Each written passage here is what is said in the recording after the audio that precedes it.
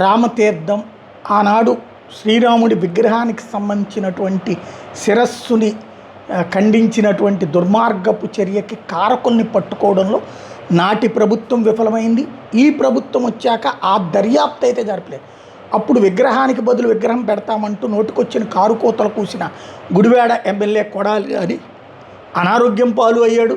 ఆ ప్రభుత్వము కుప్పకూలింది. మనకి విగ్రహం పెట్టారు, రథానికి రథం పెట్టారు.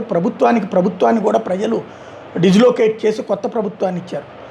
అయితే ఈ ప్రభుత్వం వచ్చాక రామతీర్థం విషయంలో ఒక బాధ్యతాయుతమైన పనిని పవన్ కళ్యాణ్ చేసుకొచ్చారు. ఇందులో 3,40,00,00,000 రూపాయల డబ్బులతో ఉపాధి హామీ పథకం నిధులతో ఆ గుడికి సంబంధించినటువంటి చుట్టూ గిరి ప్రదక్షిణం మార్గం ఏర్పాటు చేశారు. కోటప్పకొండ గిరి ప్రదక్షిణ మార్గంలో రోడ్డు ఎట్లయితే చేసుకొచ్చారో, శ్రీకాళహస్తి గిరి ప్రదక్షిణ మార్గం ఎట్లయితే చేసుకొచ్చారో, అట్లాగే రామతీర్థానికి గిరి ప్రదక్షిణ మార్గాన్ని చేసుకొచ్చారు. ఈ సందర్భాన్ని ప్రత్యేకించి పవన్ కళ్యాణ్ గుర్తు చేసుకున్నారు.